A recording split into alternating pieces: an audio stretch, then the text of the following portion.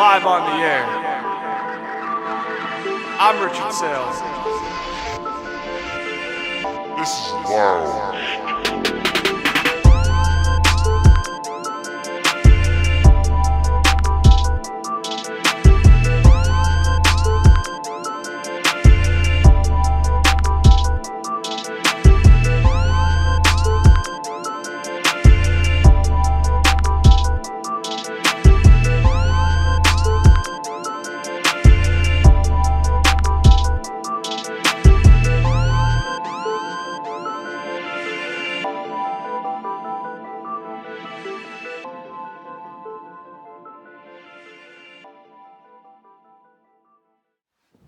Hello, welcome back to another episode of Lounge Time.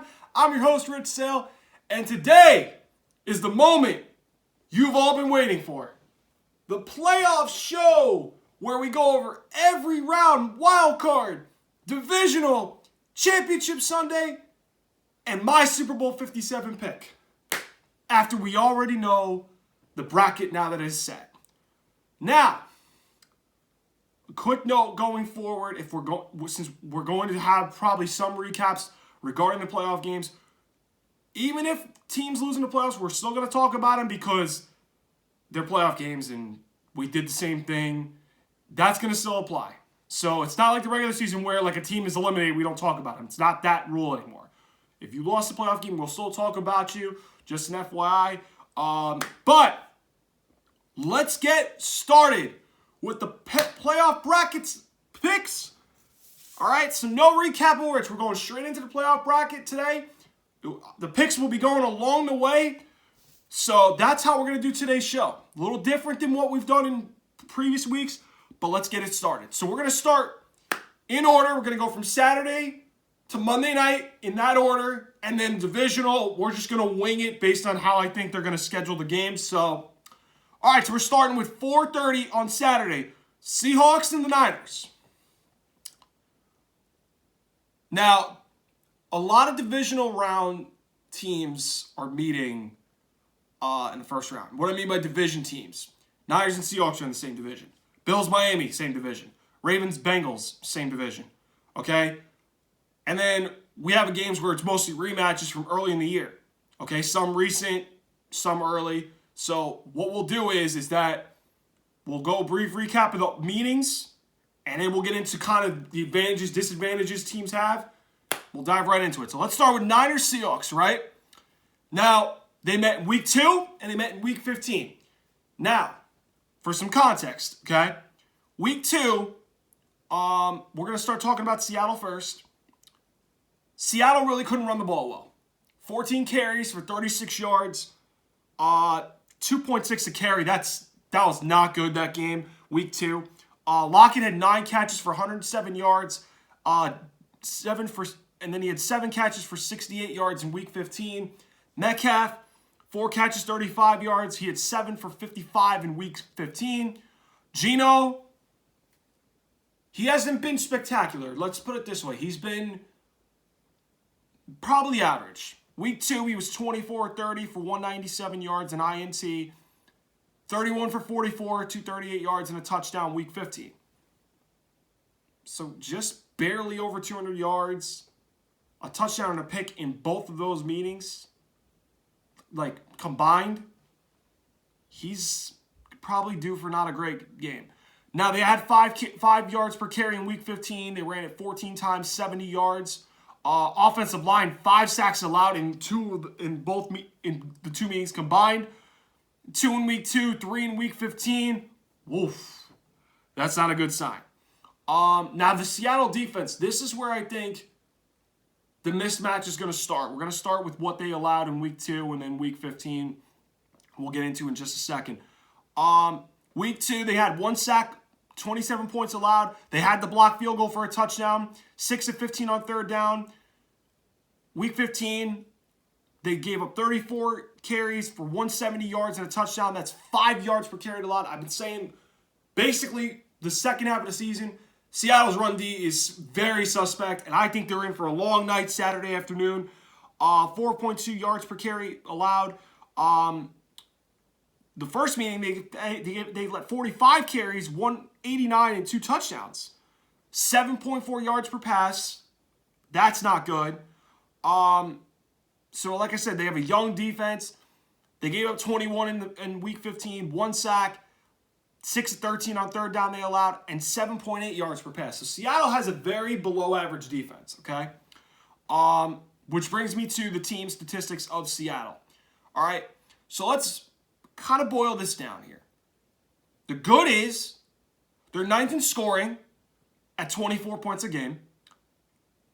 They're middle of the pack in rush offense, above average in pass and total offense. Now the defense, though, this is where the mismatch is significant for San Francisco. 26 in total defense, giving up about 362 yards a game. 13th in the pass deep, which I was kind of surprised it was that high. 211.5 per game. 30th in run D. 30th in rush defense. That's horrible, okay? And you're playing a team that's basically going to run McCaffrey 25 times minimum. You know what they average? 150.2 rush yards allowed. The Niners are going to run the ball on them. They're not afraid to run the ball on them. It's evident in those 2 meetings, okay? 25th in scoring defense, 24 points allowed. I think that's another big glaring advantage. Now they're 8th in sacks, they got 45. They had 45 on the year. 9th in takeaways, 25th, 25. That's not bad. So 9th in takeaways are 25. But now let's go to the Niners. In the Week 15 meeting, Purdy was pretty good. 17 to 26, 217 yards, 2 touchdowns. Kittle had the bigger day, 4 catches, 93 yards, 2 touchdowns. McCaffrey, he's going to be the main bell cow for them. 26 carries, 108 yards, and a touchdown. Right? Now this is where the team carries are going to play a factor. 45 times in week 2 for $189, 2 touchdowns. 4.2 a carry. Week 15, 34 carries, 170 yards, and a touchdown. 5 yards per carry. All right? Offensive line for the Niners has been very good. They only allowed 2 sacks allowed in 2 meetings at about an average of 1 a game. 5th in total offense at 365.6 yards a game. Again, advantage to San Francisco. 8th in rush offense, 138.8. Seattle's giving up 150. Take the over in McCaffrey rush props if you really like to get some action. 13th in pass offense, about 227 a game. 6th in scoring offense at 26.5 points a game on average. Up for the Niners. All right. The defense. This is where I think Geno Smith's in for a long night. Week 2, basically gave up no points allowed. 197 pass yards allowed, 14 carries for 36 yards allowed in week 2 with 2 INTs. Nick Bosa had both sacks, held Seattle to 2 of 7 on third down. Really good. Week 15, gave up 13, 238 pass yards allowed, 14 carries for 70 yards, about 5 a carry. It's not great, but 14 times for 70 yards. 3 sacks, a fumble recovery, held Seattle to 4 of 13 on third down. Pretty good, all right? Now, Niners defense stats. Number 1 total defense in the league. Number 1 at 300.6 yards allowed per game. Okay, that's number 1 total defense right there. Number 2 in rush D at 77.7 rush yards allowed. Second against the run.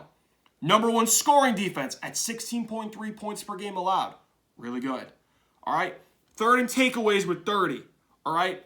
However, they're 20th in pass defense at 223 yards per game, which I don't think they would have to worry about it right now. But playing Minnesota maybe or Philly, that would be a concern. But I think they're going to be able to. That might be. I'm not going to say it's misleading, but I think that's not really a too bit of a crazy deal. 11th in sacks with 44. So basically, let's go to the verdict. What do I have for this game? I think San Francisco is going to be able to do what they're going to want to do. I think they're going to be able to run the ball with McCaffrey 25, 30 times minimum. I think they're going to spread the ball with Debo, Kittle, Ayuk, They're going to spread it around. Jawan Jennings is getting a little bit of attention there. All right, I don't think Seattle has a pass rush. I think their run defense is atrocious. I think their secondary is going to be in for a little bit of a rough night. And I don't see how they're going to block Nick Bosa, who's leading in sacks, or who led the league in sacks, with that front four. Okay, that front seven is top in the league. I think Seattle's in for a long night. I don't think they beat the Niners. I got San Francisco 24, Seattle 10. All right? So that's the Seattle Seahawks against the San Francisco 49ers. Let's go to the next game. Jaguars, Chargers. Both of these teams met in week 3. If you remember, this was the first game the Chargers had off that Thursday night in Kansas City when Herbert got hurt. That was the game where Herbert took the pain in the shot to the ribs, where he took a pain thing and he tried to go and he didn't really play that well. That's the last time these two teams met. That was week 3. All right. Let's start with the Jags. All right. Trevor Lawrence, 28 of 39 in that game. Actually, no, we're going to the Chargers. They're the road team. We're going to the Chargers first. My fault. Herbert, 25 of 45, 297 yards, touchdown and a pick. 12 carries for 26 yards the Chargers had as a team that game. They ran it 12 times for 26 yards. That's unacceptable. That is barely above 2 a carry. But again, Jacksonville blew him out. All right. Eckler had 4 carries for 5 yards. If you're going to pull the win off, you cannot have 12 times you run the ball for 26 yards. And Eckler cannot have 4 carries for 5 yards. That's unacceptable. Palmer actually led the team in receiving with 6 catches, 99 yards. I believe this is when Keenan Allen was out, so now Keenan Allen's back in. That's a big boost for the Chargers. 5 of 13 on third down. That was not good. 0 of 2 on fourth down with 2 turnovers. This was a sloppy game. So basically, Chargers, they probably buried the game tape, but that's what we remember them, that meeting on offense. Now, defense, they gave up 262 passing, 36 carries for 151 and a touchdown on the ground. Oh, that's not good. That's not good. And that was mostly James Robinson, who's not even on the team for Jacksonville. Okay? 38 points allowed, no sacks, no takeaways. Chargers, you guys got some issues that I'm going to bring up right now that I don't like. All right? So, they had 19 giveaways on the year. All right? Let's go to their offensive statistics first. 9th total offense with 359.3. It's good. 3rd in passing, you know the ball's going to be in Herbert's hands, 269.6. 13th in scoring, 23. That's not bad, all right? Now, this is the absolute red flag, okay? Now, I think this is coaching, but he's too good of a running back for this number to be this low. They are 30th in rush offense. 30th. That is atrociously bad. Okay? The only teams worse were Houston and Tampa, I believe, if I'm not mistaken. I know Tampa's the worst. Texans might be 31st. That's bad. Okay? Austin Eckler's no scrub. There's no reason he should not get more than 13 carries on Saturday night. No excuse. Okay? 30th in rush offense at 89.6. Unacceptable. You're going to have to run the ball more, at least make them respect it. Okay? Now the defense. The pros. 7th in pass at 200.4. It's pretty good. The rest, there's some questions. 20th in total defense at 346.1 yards allowed. 28th against the run. 28th, okay? No, that's atrociously bad. That's atrociously bad. 28th against the run at 145.8 yards allowed. No, that's not good. No way. 22nd in scoring defense at 22.6. No, red flag there. 17th in sacks with 40. That's 13th in takeaways at 24. That's all right. Chargers have some major flaws on defense. I know they're getting healthy with Bosa. I get that. But those are alarming to me bad. Alarmingly bad. 20th in total defense, 28th in rush defense, 22nd scoring. All right, we're going to get to Jacksonville in a minute, and It's not, I don't think it helps them in this area. But let's go to the Jags right now. Trevor Lawrence, 28 of 39, 262 yards, 3 touchdowns in week 3. He was lights out to that game. They ran the ball 36 times for 151 yards and a touchdown. Like I said, it was mostly James Robinson. 4.2 yards per carry. That works. Now, Zay Jones, he had a nice game, 10 for 85 and a touchdown. Kirk had 6 for 72 and a touchdown. Marvin Jones had 4 for 33 and a touchdown. I don't think Christian Kirk will have those crazy numbers. Zay Jones might have an okay day because they spread the ball around. They've gotten Ingram going more. So maybe Ingram yardage might go up. Defense had one of its best games of the season. 10 points allowed. 1 sack. They had an INT. Gave up 297 on the pass. That's a little high. 26 rushing yards on 12 carries. That's really good. Let's go to the offensive stats and defense for Jacksonville, and then we're picking a winner. 10th in total offense, 357.4. Really, that's pretty good. 10th in passing offense, 232.9. Really good. 14th in rush offense at 124.5. That works. 10th in scoring at about 24 a game. Works. Defensively is where I'm struggling with Jacksonville. Like I said, they have no defense. 24th in total defense at 353.3. That's high. 28th in pass D at 238.5 pass yards allowed. Like I said, they have no pass defense, okay? 12th against the run, 114.8. That's not bad. It's not bad. 12th in scoring deep. I was shocked when I saw it. I thought that was a little overinflated. At 20.6, about 21 a game. Not bad. Tied for 4th in takeaways at 27, but 26 in sacks with 35. That's barely above 2 a game. That's not good. Basically, let's go to the verdict. I think this is going to be an over. Both defenses suck. I think it's going to come down to who can avoid their glaring flaws more and who can take advantage of what they do well. And I think it's going Jacksonville's way. I'm taking the Jags. Give me the Jaguars 27, the Chargers 24. I have questions about Brandon Staley's coaching. Doug Pearson's won in the playoffs before. So I think Trevor Lawrence, they're playing really good ball. I think they were, 3-7, and they've won, I want to say it's 6 of their last 7. Chargers have been hot too, but I think Jacksonville right now beats the Chargers 27-24. That's where I'm leaning. Bills, Dolphins. We're kicking it off with Sunday's action right now. All right, now a note. Tua Tagovailoa is ruled out for this game, so Skylar Thompson's starting. All right? When I go over the numbers, again, you're probably going to say, why are you mentioning Tua's stats? I'm just saying to provide context, okay? So Tua's out Sunday, Skylar Thompson's starting. Trust me, the numbers are going to be lower. I'm just trying to let the people know what you need to know. All right? So don't be mad at me if I keep saying Tua's stats of the 2 games he's played and knowing that he's not playing Sunday. Just go with me, all right? Let's go to Miami side first.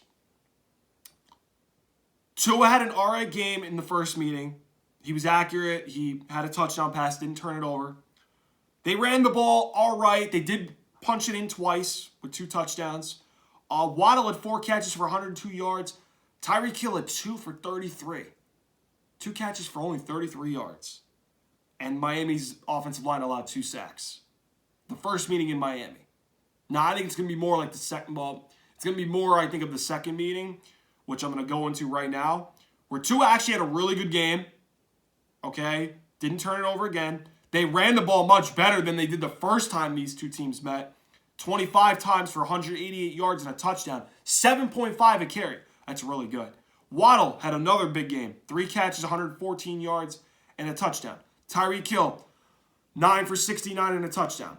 They gave up 2 sacks again this game. So, Miami's line's shaky. Plus, you're adding a 3rd-string quarterback in there with 2 really good receivers. Expect drop-off, okay? Now, Miami's defense. This is where I don't think they're as good as everybody's making them seem to be. Week 3, they gave up 19. They did get 4 sacks. They had 1 fumble recovery. They gave up 400 passing yards allowed, 5.7 yards per pass. That's a lot of yards but not so much per the pass, which is not terrible. 23 carries, though, for 115, about 5 a carry. And they held Buffalo to 11 of 18 on third down. That's not that great either. 5 per carry is a lot, and 11 of 18 is... I'm not a math guy, but I think it's a little over 65%. That's not great as a defense. Week 15, when these two teams met in Buffalo in the snow. 32 points allowed, 2 sacks, a fumble recovery. Oof, that's a lot. 304 passing with about 7 yards per pass. So the numbers are going up in yards per pass, but down in yards. 29 carries for 150. So the rushing even went up from 5.0 to 5.2 yards per carry. Third down, though, above 50%, 8 for 14. That's not going to cut it. You got to get that number way down if you're going to have a shot to beat Buffalo. And I don't think they're going to be able to. I don't. Now, here's Miami's team stats for the year, both offense and defense. We're going to start with offense. 6th in total offense at 364.5 a game. It's going down.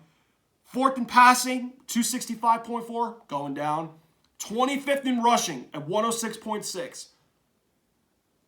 Could see that number go down, but I wouldn't be shocked if it goes up because Miami's been running the ball better on Buffalo, and I think that might be their best chance with a third-string quarterback.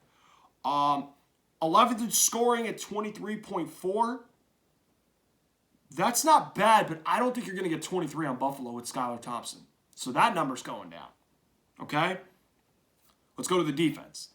18th in total defense. It's all right. 337.8, that's a lot of yards. 27th against the pass. And you're playing Josh Allen. That's a lot. 27th against the pass. That's horrible. 234.8. That's a lot of yards. That's going up. 4th in rush defense at 103. Now, Buffalo's been running the ball a lot better since, I think, week 8, they said. That might be tested. 24th in scoring defense at 23.5. That's going to go way up. That's not good. They're tied for 31st in takeaways at 14. They didn't even average 1 a game. They're second to last in takeaways with 14. 15 average in sacks with 40. Miami, you're in for a long night. You're in for a long day at 1 o'clock. You're in for a long day, which brings me to Buffalo. Week 3, we all know Josh Allen did not play good against Miami. 42-63, 400 yards, 2 touchdowns. He did have the miss that he underthrew in the end zone. He had some bad clock management. That was early in the season. I'm just trying to point this as context, okay? Their running game at 23 carries, 115 yards, 5 a carry. That's pretty good. Diggs, 7 catches, 74 yards. First time around. Offensive line got their butts whooped, 4 sacks allowed. 11 to 18 on third down. That's really good. Too bad they just couldn't move the ball when they had to, and they couldn't cash in that first meeting. The second meeting, 25 of 40 for 304 yards, 4 touchdowns. So touchdowns went up, yards went down, pass attempts went down. The run game numbers went up. 29 for 150, 5.2 a carry. Okay? Diggs, though, went down. 5 catches, 60 yards in the second meeting. Okay? 2 sacks allowed as opposed to 4 in the first meeting. 8 of 14 on third down, above 50%. That's really good. Defense for Buffalo, first time they had Von Miller, second time they didn't. Let's go over the stats for the meetings. 21 allowed in game 1. 2 sacks, no takeaways. Gave up 186 through the air.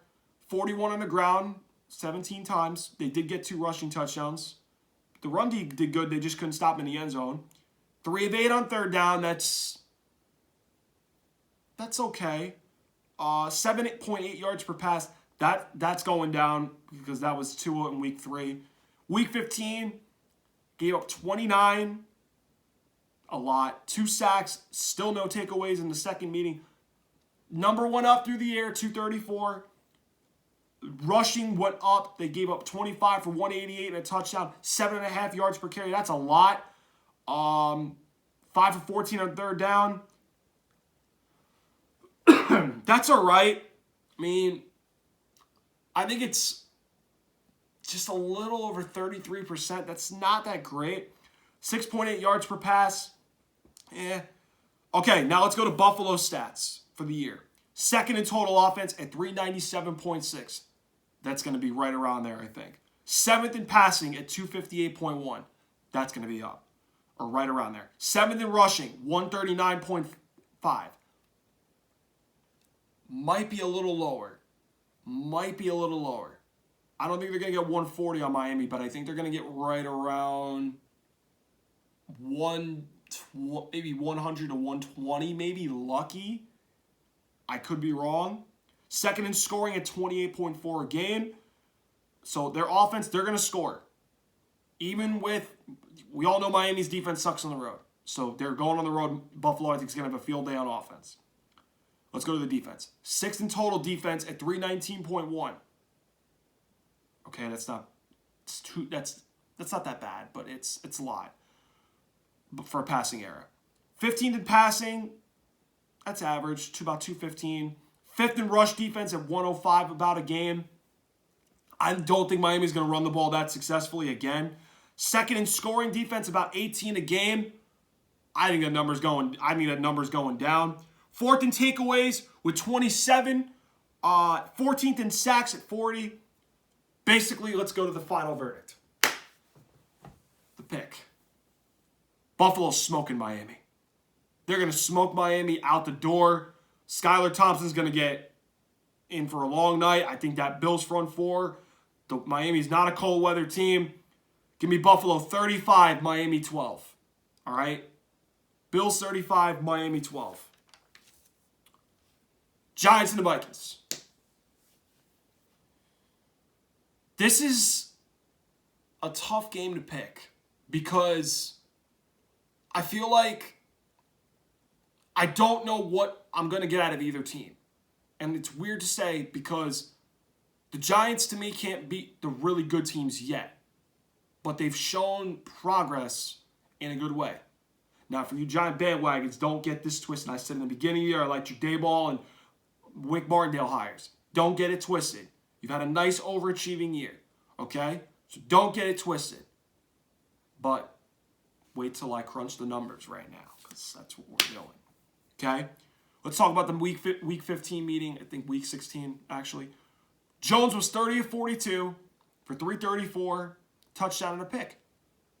One of his really good games of the season. Saquon, 14 carries, 84 yards and a touchdown. Now, James had 8 for 90 for receivers.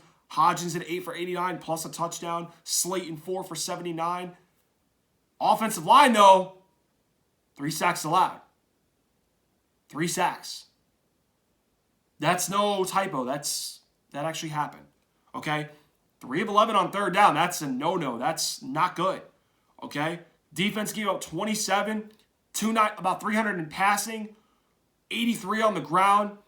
Did get 4 sacks on Kirk Cousins. You know they're going to come after you. Wink Martindale likes to blitz, right? So let's go to the Giants' offensive statistics, okay? 18th in total offense. Slightly below average, but let's just go with an average offense. 26th in passing. 26th in passing. Okay, I'm trying to get the number right now.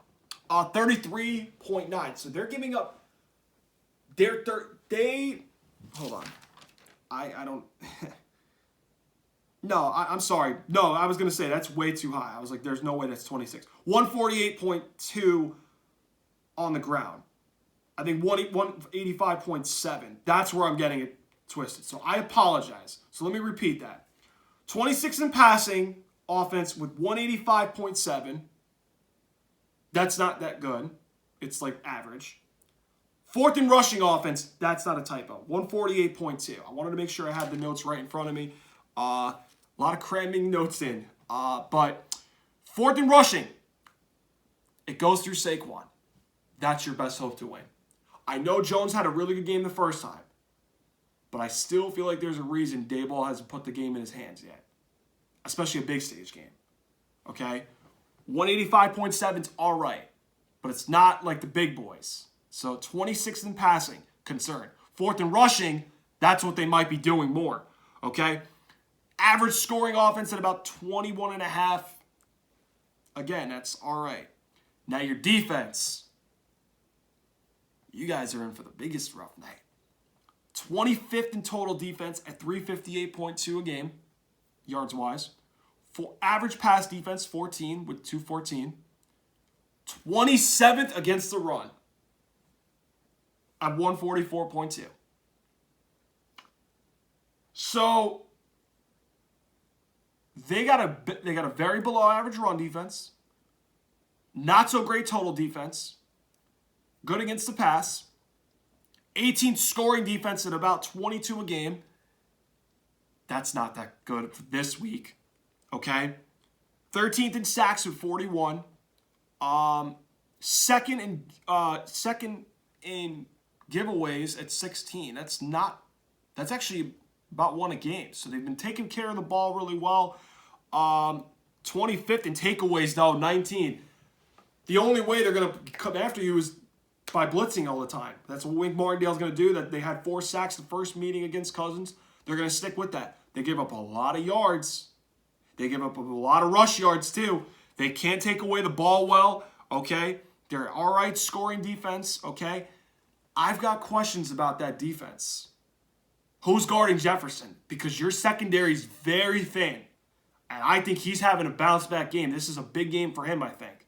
All right? Let's go to the Vikes. Kirk Cousins, in the meeting, week 16, 34-48 for 299, 3 touchdowns. Cook at 14 for 64. I think they're going to need to get him going more. Jefferson, like I said, who's covering him? Because he had 12 for $133 and a touchdown last time you guys met. I don't know who's covering him. Hawkinson had 13 for 109 yards and 2 touchdowns. He had a monster day on you as well. So like you said, they got their hands full. Okay? O-line did give up 4 sacks for Minnesota. That's going to be rough. 24 points allowed. That's average. 3 sacks they were able to get on Daniel Jones. A fumble recovery and INT. They got some big takeaways in the game to help pull them away. They gave up 334 passing. That's a lot. 126 on the ground for 21 times and a touchdown. 3 of 11 on third down. That's pretty good, actually, they allowed. Now let's go to the Vikings team stats. 7th in total offense at about 361.5. That's really good. 6th in passing offense at about 264 a game. That works. 28th in rush offense at 97.7. You have Dalvin Cook. And I get it. Cousins has done very well all year for them. And Jefferson and Thielen and Hawkinson and Rager and Osborne, they're good receivers. They're really good receivers. But there's no reason you guys should be 28th with at least a top 10 running back in the league. 28th in rush offense. That's concerning at 97.7. He's going to have a big game because the Giants can't defend the run. 8th in scoring at 25 a game. That I think they're going to get. Okay? This is where I'm a little worried. And this is where Vikings fans cover your eyes because this is really, really bad. 31st total defense at 388.7. So you're giving up almost 390 yards a game. A game. 31st against the pass at 265.6. Ouch. And Daniel Jones already lit you guys up once. Okay? 20th in rush defense at 123.1. And I think Saquon's going to have the bigger game. 30th in scoring defense at 25 a game.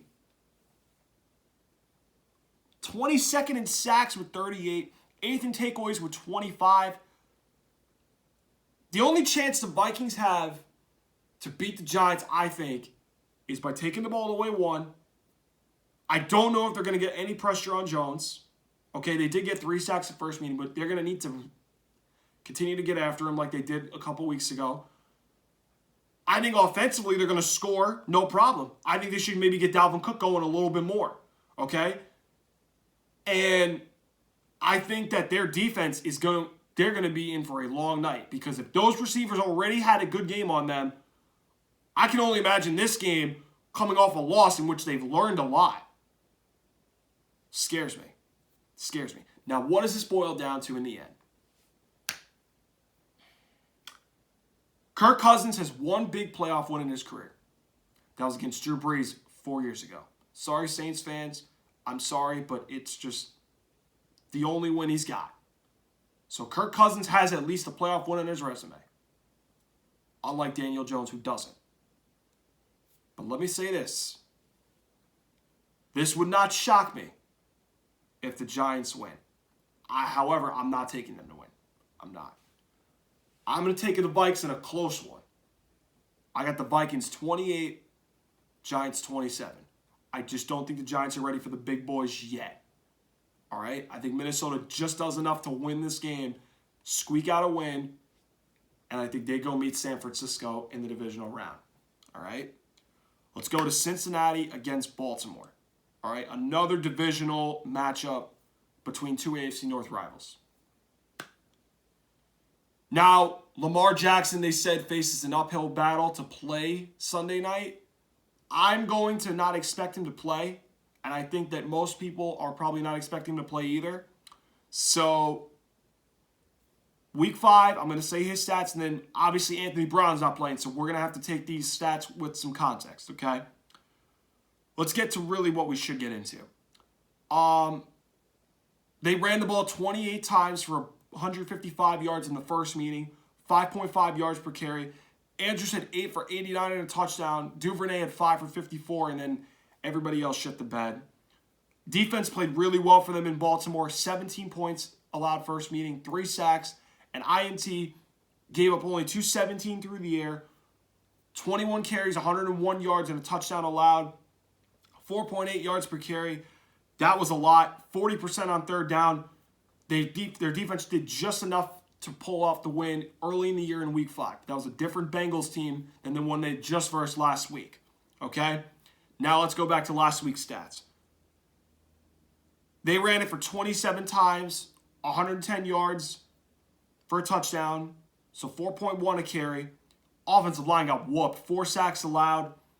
Isaiah Likely had 8 catches for 103 yards. I think Andrews might have around a better stat line.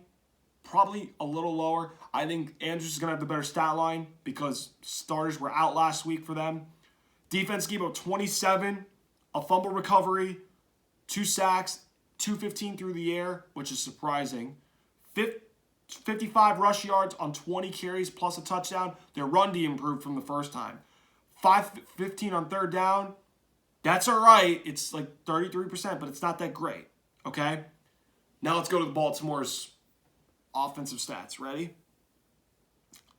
16th in total offense, average. 28th in passing offense. I told you, if they have to play a team where they have to throw, they're going to get exposed. 28th in passing is not cutting it now, especially with a second-string quarterback, where all they do is run out of the pocket and extend plays. That's it. 28th in passing at 178.8 a game. That's not going to work. No way. Okay? Second in rushing, obviously with 160. We know what they're going to do. They're going to run the ball. They're going to play that read option game. Kind of what Kaepernick did in San Francisco. That offense, okay? Even with Tyler Huntley. All right? I just don't think they're going to do it well to that clip. 19th in scoring at 21 a game. I don't think they're going to score 21 with a backup. No way. Their defense, the good. 10th in total, 324 yards a game allowed. It's pretty good. It's pretty good. A little high, but it's a pass-heavy era, so expect these numbers to be way up. Okay? Third in rush defense at 92.1. Like I said, they did a good job last week against the run. I just don't know if they're going to be able to do it 2 weeks in a row. Third in scoring at 18.5 a game. That number's going up. 26th against the pass at 232.2. 26th against the pass. Yeah, no. Yeah, Joe Burrow's going to have a field day. Joe Burrow's going to have a field day. That 215 we saw last week, they just wanted to win the game. They're going to light it up, I think, at home on Sunday night. This is a different Bengals team you're going to see Sunday night than last Sunday, 100%. 10th in takeaways at 25, 6th in sacks at 48. Ravens are good defensively. I just think that Joe Burrow is going to carve them up with the pass. And this is a different Bengals team in the playoffs as opposed to last week when they were just trying to win and avoid the coin flip. Okay? Which brings me to Cincinnati. Let's go over Joe Burrow's games against the Ravens first. 24-35 for 217, a touchdown and a pick the first meeting. It's all right. Week 18, 25-42 for 215 and a touchdown. Joe Burrow's had average numbers, but I don't want to make a big deal about this because I think he's going to be just fine. I think those numbers are going to go both up, despite the Ravens being a good defense. Jamar Chase had 7 for 50 yards in the first meeting. Okay, had 8 for 86 and a touchdown last week. I could see that around there for him. Now, the first meeting, Hayden Hurst had a big game, 6 for 53 and a touchdown, but that was when T. Higgins was out, I believe, that game, right? Boyd had 5 catches for 51 yards last week. Higgins only 1 for 7 yards last week. I think that Higgins is going to go up. Boyd, probably right around there, I could say. The running game, 21 for 101 and a touchdown, 4.8 yards per carry in the first meeting. 3 sacks allowed, that's a lot. 20 for 55 in the second meeting, 2.8, that's a little low. 2 sacks allowed, I think they'll be okay there. The defense in both meetings, let's go to again. Week 5, 19 points allowed, 1 sack, 1 INT, 174 on the passing game, 155 for 28 carries, 5.5 yards per carry. That's a lot. All right, 511 on third down, slightly under 50%, but that's not good for that defense. Last week, 16 points allowed. That's really good. 4 sacks, 2 INTs, 236 in the air, 110 on the ground for 27 times. Touchdown, 4.1 a carry. That's a little high. 6 of 16 on third down. About 30, a little over 33%. That is okay. It's not great, but again, I think you're going to see that third down percentage going down. I don't see Huntley being that efficient for them on third down, and I don't see them throwing the ball that well, or they'll be able to run, I think, within the 130s, I could see. I don't think they're going to be able to throw the ball and keep up because that's what I think they're going to have to do. But like I said, when they have to throw against the team they have to throw against, they're going to lose. And that's where the Ravens are going to be their own undoing. Let's go to Cincy's stats on the season. 8th in total offense at 360.5 per game. That's really good. 5th in passing at 265 a game. So 5th in passing at 265. Really good. Okay. 29th in rushing at 95.5. I'm not going to lie. I just saw this today. That's concerning to me. That's concerning. But if you remember, Joe Mixon and P. Ryan got it going last year. I think they're going to be okay. I think they'll run the ball when they have to. It's just they're putting the ball in Joe Burrow's hands more, and rightfully so, because he has had a really good year this year. But that run game's going to have to step up in the playoffs, and we saw last year they did it. I think that's not a huge concern, but it's a slight concern. That's a little low. 29th in rushing is not good. 95.5. They're going to have to go up with that. I know they're playing Baltimore, stout run defense, but they're going to need Mixon against Buffalo, Kansas City. I think they're going to need him to have a big day. He can't be under 100. That's a no-go. 7th in scoring at 26 a game. That works. The defense, the underrated defense in the league, I think. Average total defense, 23rd against the pass at 229.1. That's a lot, but I don't think they would have to worry about that particular number this week. But let's say against Mahomes and Allen, that's what I would worry for them. 7th against the run at 106.6. That number is going to go up because of the Ravens' unique running scheme. 6th in scoring at 20.1 a game, going down. Okay? Basically, and then 24th in sacks, or 29th in sacks, my fault. 29th in sacks at 30. So they barely get 2 a game. Yikes. 11th in takeaways, though, at 24. Okay. Like I said, they do things according to their assignment. They're not really more about takeaways and no, they're a good take. They can take the ball away, but they don't get a lot of sacks. They just do what they have to do to win, and that's what I've noticed about Cincinnati's defense. Which brings me to the pick. This might be my lock of the week, and I think it is. All right, I'm taking Cincy 30-16 over the Ravens. I don't see how any scenario the Ravens can keep this close. I don't care if it's Tyler Huntley. I don't care. This is the lock of the week. The Bengals win at home, 30-16, and they completely dismantle the Ravens. That's what I think happens. Let's go to our final wild card game, Bucs and the Cowboys. Now, they met in week 1. Let's put this into context. Dak had not a great game, 14-29 for 134 yards, an INT. They only ran it 18 times for 71 yards, about 4 carry. That's pretty good. Offensive line got whooped. 4 sacks allowed. 3 for 15 on third down. They were horrible. Lamb had 2 catches for 29 yards that game. He's been a better player since. Schultz had 7 for 62. Noah Brown, I think, had 5 for 69, and he ended up being their leading receiver last time these two teams met. Okay? Defense had a pretty good day. 19 points allowed, 2 sacks, an INT. Held Tampa to 5 of 14 on third down. About 7 yards per pass. That's a little high. 4.6 yards per rush. That was before their run game just completely shit on them. So, are we going to make too much of a big deal about it? I wouldn't make a big deal about the running part, but the passing, again, we'll get to Tampa stats in just a couple of minutes, but that was before Tampa's run game fell, and I don't think they're going to be that high in the yards per rush allowed, but that's not that big. But that defense, I think, will have a similar stat line to that week. Let's go to Dallas's stats on the year. 11th in total offense at 355 a game, yards, not bad. 14th in passing at 220 a game, low compared to previous years, but they're more balanced. 9th in rushing at 135.2. Again, they run Zeke, they run Pollard. If they split carries, that's their best way, I think. Okay? Lately, Zeke's been getting more carries and not a lot of yards.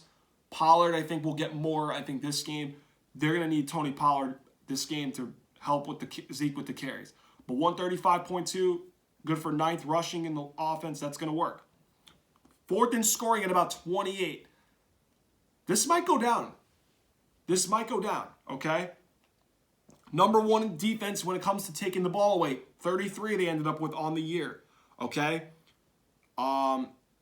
Their defense was number 1 in takeaways this year. Okay? Let's start that. 12th in total defense at about 330.2. Okay? It's all right. 8th in pass defense at about 201 yards allowed. That's not that bad. 22nd against the run at 129.3. This is an outlier because Tampa's the worst rushing offense in the league. If they get 123 on you guys this week, Dallas, you're going to have some major questions to answer. Because Tampa should not be even close to 130 rushing yards. I know they had moments against Seattle. I know. Okay? They're not getting 130 on Dallas. That's not happening. They had it the first time, but that was a different team week 1 to now. Different team. I'd be shocked if they get 130. They're not, though. So I'm not going to make a big deal about that with the rush defense. Now, maybe Philly, if they first them, that's one thing. 5th in scoring defense at about 20 points a game. 3rd in sacks with 54 in the year. Dallas has ways they can be very, very good. If they clean the penalties up, if they can get pressure, if they can get takeaways, and they could do something with takeaways on offense by not hurting themselves with more penalties and actually calling a good game. Kellen Moore, okay? They have questionable play calling. McCarthy, Kellen Moore, we've seen it. Jacksonville, okay? But Dallas hasn't looked good lately. I hated what I saw Sunday against Washington. They looked like shit, okay? They looked horrible. But this is it. Now there's no excuses, okay? Let's go to Tampa. Tom Brady, week 1, 18-27 for 212 yards, a touchdown, a pick. First game back off being retired for 40 days? Okay. 33 for 152 on the ground, 4.6 a carry. No way they get anywhere close to this. No way they get anywhere close to this. It's just not happening. If they get near this, Dallas is going to have some major questions to answer Monday night. They're going to have some major questions to answer. Evans, 5 catches, 71 yards, and a touchdown. This was, I think, when Godwin was starting to come back off that torn ACL. I could see Mike Evans having a similar stat line in this game. Offensive line did give up 2 sacks allowed. I wouldn't be shocked if they get that exact number Monday night.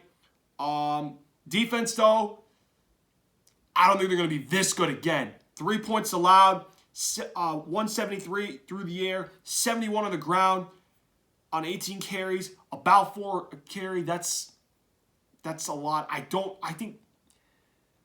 know if it'll be that low, but I could see maybe in the 90s with them on about 20 times. They're gonna have to run Zeke and Pollard at least 20 times, maybe 25, to have a chance to pull this game out.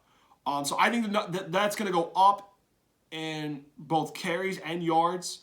I think Dak might get into 200s. It could be in the 200s. They did get 4 sacks. Tampa's defense, an INT. They held Dallas at 3 of 15 on third down. That's not good. Okay? Now let's go to Tampa's offense. Stats on the year. 15th in total offense. 2nd in passing at about 270 pass yards a game. 32nd rush offense. We know 77 rush yards a game. If they get over 77, they got a shot, Tampa. But how much over? I don't see much. Okay? 25th in scoring at 18 a game. 18 a game.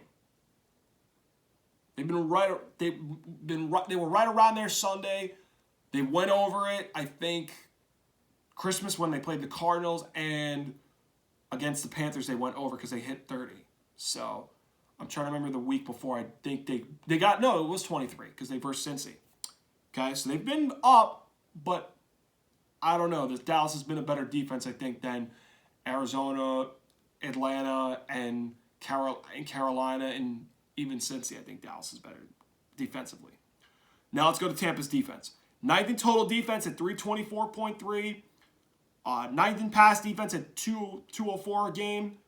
15th against the run.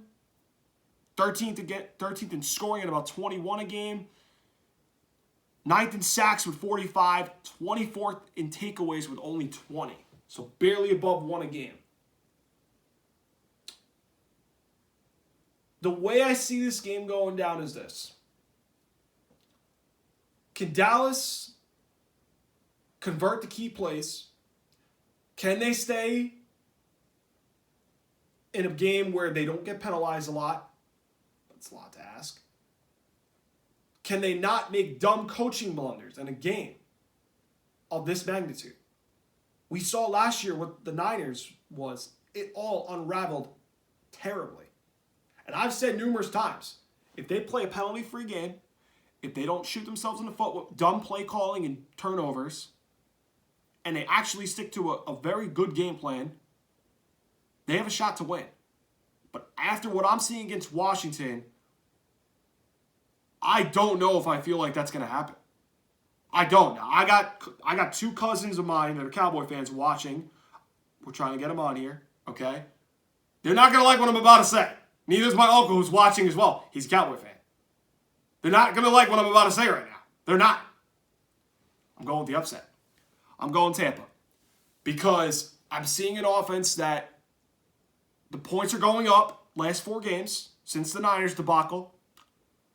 I'm seeing the run game not as bad as it was middle of the season, but they are going up a little bit, but not a lot.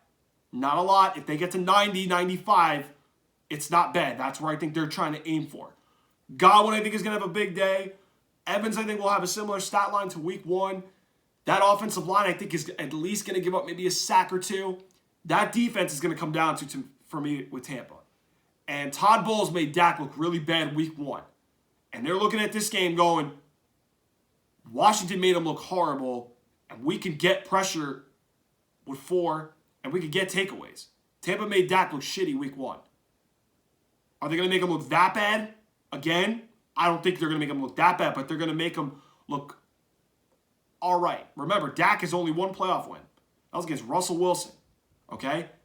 He is not good in the playoffs. We know this. So, and again, I know Brady has not had his best years this season. But if you told me he's getting points at home as a home underdog, which never happens, it's a one-game playoff. Okay? Who else would I rather want? Nobody else. I'm taking Tampa 23-20 over Dallas on Monday night. And they go to Philly and play Philly. All right? Okay. So that's the wild card. That's how I'm breaking down the wild card. Now we're going to go a little quicker with divisional. We're going to go a little quicker with the championship and the Super Bowl picks so we can get right on in. And that way you guys are all set for Super Wild Card weekend. So let's go over my divisional round matchups, okay? I got the Jaguars going to Kansas City to play the Chiefs. I got the Bengals playing the Bills. I don't know. I think it's going to be a neutral site. I'm going to assume it's a neutral site, but it could be in Buffalo. I probably am going to be right with the neutral site, but I could be wrong. But I got Cincinnati meeting Buffalo. I got the Vikings going to San Francisco. And I got the Bucs going to Philly for my divisional round. Now, I think they're going to do Jaguars-Chiefs first, so let's go over that game. Now, these teams met back in Week 9, I want to say. Lawrence had a really good game, 29-40 for 259 yards, 2 touchdowns. They ran the ball okay, 16 for 75, 4.7 yards per carry. Christian Kirk had a monster day, 9 for $105 and 2 touchdowns. Offensive line got their tails whooped. 5 sacks allowed. That's really bad, okay, because Spags, we all know he likes to blitz. Defense gave up 27, no sacks, and INT. They gave up 70% on third down to the Chiefs, 7 of 10. That's not going to work if you're going to pull off an upset.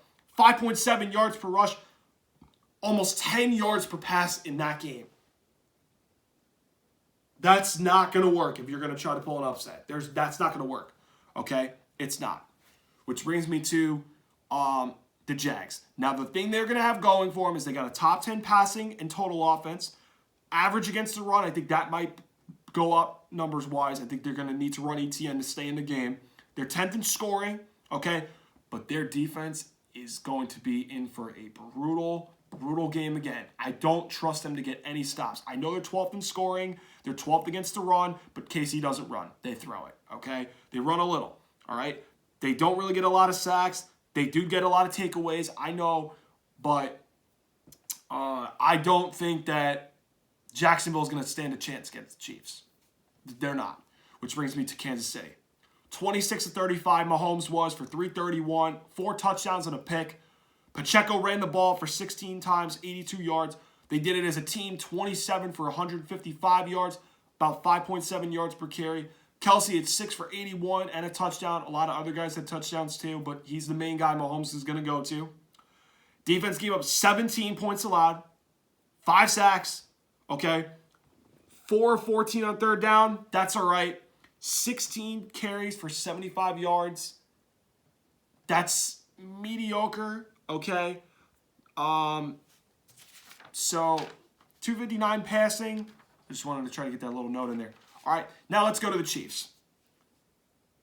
Number 1 total offense against 24 total defense in Jacksonville. KC huge edge. Number 1 passing offense gets a 28th ranked pass defense. KC way up advantage. 20th rush defense against Jacksonville, 12th. Slight edge Jacksonville. Number 1 scoring offense at 29.2 against Jacksonville, giving up 21 a game. KC advantage. The Chiefs defense, okay. This is what you Chief bandwagons need to understand. You are supposed to win, and you should win this game outright. Here's my biggest thing with you guys. You suck versus elite quarterbacks. Really good teams you suck against. But the average to below average teams, you have a field day on. Jacksonville's a slightly average team, okay? So that 11th ranked total defense, I'm not going to make a big deal about it. 18th against the pass, about 221 a game. Lawrence might put up more than that because they're going to be behind trailing. 8th against the run, I think ETN's going to go up a little more. Maybe goes down slightly because they are at home and they play better at home. 15th in scoring defense at 22 a game. Jacksonville's going to get over 22, trust me, okay? They're second in sacks at 55. I don't think that's going to be that high when you play Cincy or Buffalo. No. Tied for 24th in takeaways with 20, slightly above 1 a game. About an average of 1 a game. Well, 1 point something. But, again, I think you might get 1 or 2 this game, but I don't think you're going to get that against the other 2 big boys. Oh, no. Okay? The pick. Give me the Chiefs 34-24 over Jacksonville. They're going to maybe host the AFC Championship. Possibly they might go to a neutral site depending on the Bills-Bengals winner, which I'm going to get to right after I pick the Eagles against Tampa. Now, Tampa, they're second in passing. All right in total offense. Worst rushing attack, we just said it. 25th in scoring, okay? 24th in takeaways, okay? 9th in total defense. 9th against the pass. 15th against the run. 13th scoring D. 4th in sacks. So, Tampa, the only way I think Tampa's going to beat Philly is to get after Jalen Hurts, is to be able to have Tom play a ball control game where they have to try to at least get a little run game going, not a lot, but Tom's going to have to play a turnover-free game, which is a lot to ask against the Eagles' defense, okay, which I'm going to get into their statistics in a little bit. And their defense is going to have to play lights out, which I don't think they're going to be able to stop the run with Philly, and I feel like their passing game, A.J. Brown and Devontae, are going to be much better than they were last year when these 2 teams met in the playoffs. So let's get to the Eagles stats. 3rd in total offense, the Eagles were at 389.1. 9th in passing at 241.5. 5th in rushing at about 148 a game. 3rd in scoring at 28 points a game. All signs pointing Philly really good there. Philly's defense, 2nd in total defense at 301.5. Number 1 pass defense at 180 pass yards a game. 17th against the run at 122 a game, roughly. That's a big number to keep an eye on for the next matchup we're going to go over when they play in the NFC Championship. 8th in scoring defense at about 20 a game. Number 1 in sacks with 70. I think they were just short of the 84 Bears record for the most sacks in a single season. Tied for 5th in takeaways at 27. As much as I'm a Brady fan and I want Tampa to win this game, I don't think they're going to beat Philly. I don't see it. I know Philly's looked rusty, and I wouldn't be shocked if Philly comes out and looks one and done in the playoffs. But it's hard for me to believe against this particular opponent, the way they look, and they're just not consistent. I know Tom is great. He's the greatest clutch performer, greatest quarterback ever. This is just a game, I think, where the talent gap, the team gap is far noticeable, like college football Monday night with TCU Georgia. I don't know if it's that much, but there's a noticeable gap. Give me Philly 27. Give me Tampa 17. Vikings Niners. I think this game, this is where I think the strengths are going to be too much for one team, and the strengths are not going to work for another team. Let me explain. So, let's go with the Vikings offense against the Niners defense. That's the 2 really good matchups on both sides. So, Niners have the 5th total offense against the 7th total offense of Minnesota. That's kind of dead even, okay? 6th in passing offense against the 20th pass defense. Advantage Minnesota. 28th rushing offense against the number 1 run D. Advantage Niners. Okay? 8th in scoring offense against the number 1 scoring defense in the league. Niners. Advantage there. Vikings defense against Niners offense. Okay? Vikings 31st in total defense. Niners 5th in total offense. Advantage Niners. Okay? 8th in rushing offense for the Niners. Minnesota's 20th in run defense. Niners. Advantage there. 13th in passing for the Niners against the 31st ranked passing defense of the Vikings. Niners. All the things are pointing towards the Niners in some key matchups right now. Okay? 6th in scoring offense for San Francisco. The Vikings are 30th in scoring defense. Advantage Niners, okay? I think and the Niners are 11th in sacks. They're third in takeaways. I think they're going to get at least 1 or 2 on Kirk Cousins. I think they're going to make him have a long day. They're going to get pressure on him at only 4, okay? They already have struggled blocking, Green Bay, okay? The Giants got after him. How are they going to block Nick Bosa and Armstead and those guys up front? I don't see it, okay? I think the magic carpet ride for Minnesota comes to an end. I got the Niners 31-13 over the Vikings. And the Niners play Philly in the NFC Championship game. Cincinnati and Buffalo. Now, this is going to be a hell of a game. This might have been the toughest game I've had to pick out of the entire bracket I made. This was a coin flip. This is really, really close. Again, this could go either way. But let's boil it down. All right? Cincy's 8th total offense against the Bills' 6th total defense. Slight edge Buffalo, but that's kind of close. All right? 5th passing offense for the Bengals against the Bills. I want to make sure I got this right. Bills 15th pass defense. Cincinnati, slight edge. No, Cincinnati edge. 29th in rush offense to the Bills 5th run defense. Bills advantage. Okay? 7th in scoring offense against the 2nd scoring defense of Buffalo. Buffalo has an edge, but this might cancel out. This might be an even split because this is one of those games where that could be, but it's slight edge Buffalo, but I think it's going to be even. It might cancel out. Okay? Cincy's 16th total defense against Buffalo's 2nd total offense. Advantage Buffalo. 23rd pass defense, 7th passing offense against Buffalo. Buffalo 7th passing offense. They got advantage. 7th rushing offense against the Bengals 7th ranked rush D. Maybe a slight edge Buffalo. Maybe. But Cincinnati's defense has been good against the run. All right? Maybe a slight edge Buffalo. Maybe a slight edge. 2nd scoring offense of the Bills against the 6th ranked Cincinnati scoring defense. Both are going to go up, I think. But Bills have an edge. Okay? 14th in sacks for the Bills. Okay? Cincinnati's 29th. Buffalo advantage. Takeaways, Cincinnati's 11th. The Bills don't give the ball away a lot. The Bills are 4th in takeaways. All right? This is a tough game to pick, man. Because this is really, I think winner of this goes to the Super Bowl and represents the AFC. Spoiler alert. But I really do. Okay? But I just have this feeling I'm not going to go against a team that's more red hot than the Bengals right now. Give me the upset. You got to have upsets in your bracket. I'm going to take an upset right here in the 2nd round. I'm going Cincinnati 31-28 over Buffalo. I just don't know what it is. But I don't know if the Bills, without Von Miller, can beat Cincinnati. I don't know if they can. I watched a little bit before the DeMar Hamlin injury took place. Burrow went up and down the field and scored a touchdown. And I think both of these guys are going to score, and it's going to be a fun game to watch.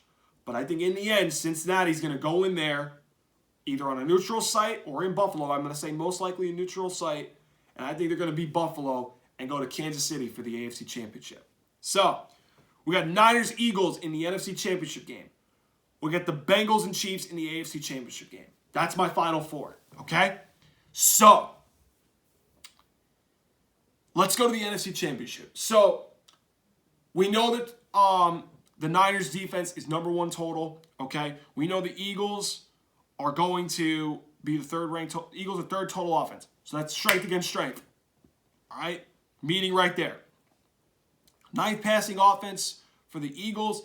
20th San Francisco defense. That's going to be put to the test, I think, in that matchup, okay?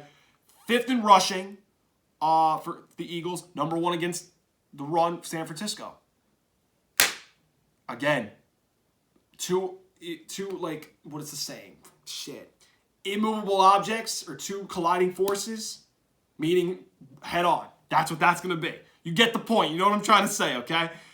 3rd in scoring offense against the number 1 scoring defense.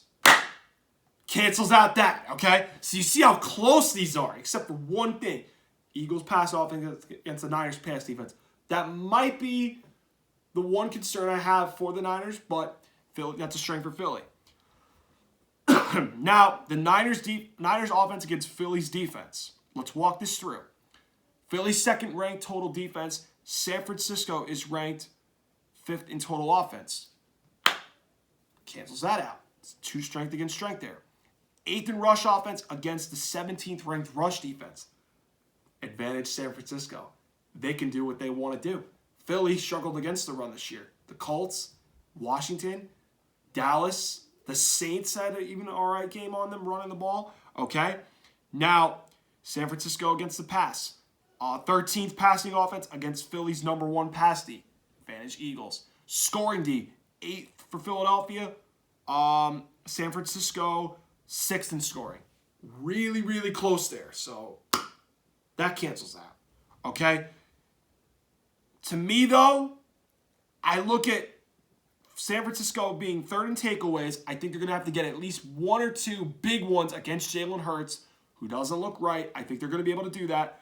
I think they're going to have a hard time getting to him because Philly's line's good, but they have not looked like the Philly offensive line early in the year that we remember. Okay? And I think that Philly, they're going to try to get takeaways on Purdy and try to blitz him. But Shanahan is a good play caller. I think he was going to stick to his running game, keep Philly and Jalen Hurts off the sidelines, a lot like Washington did that Monday night. And I'm taking the 49ers to go into Philly and beat the Eagles on their way to the Super Bowl. And they're second in, I want to say, 4 seasons under Kyle Shanahan. So 27-20, Niners over the Eagles. Bengals, Chiefs. Now, both of these teams met, I want to say it was week 13, I want to say. And Joe Burrow had a field day against Spagnuolo. 25-31 for 286 yards, 2 touchdowns. They ran the ball well 34 times, 152 yards, and a touchdown. 4.5 yards per carry. Chase had a big game, 7 for 97. Higgins, 3 for 35 and a touchdown. They had 1 sack allowed on offensive line. Like I said, Cincinnati owns the Chiefs. Okay? Defense, 24 points allowed, 2 sacks, a fumble recovery. They held the Chiefs to 6 of 11 on 3rd down. That's not really that good. But 5.5 yards per rush, a little concerning. 7.3 yards per pass, a little that's concerning, okay? However, Lou Anarumo's got some secret sauce against Patrick Mahomes that somebody has not figured out yet. Because something he does gets Mahomes off his game, and their offense just becomes different. I can't explain it, but every time I watch them, I'm like, why did the Chiefs go from scoring like they could go all day to just, all right, there's that little secret sauce adjustment. I'm very curious to see what it is. Last year it happened in the AFC Championship game in this very stadium, Arrowhead Stadium, and Mahomes had an all right game last time they played. 16-27 for 223 yards and a touchdown. They ran the ball pretty okay, 25 carries for 138 yards, 2 touchdowns, 5.5. That's pretty good. Kelsey had 4 for 56, right?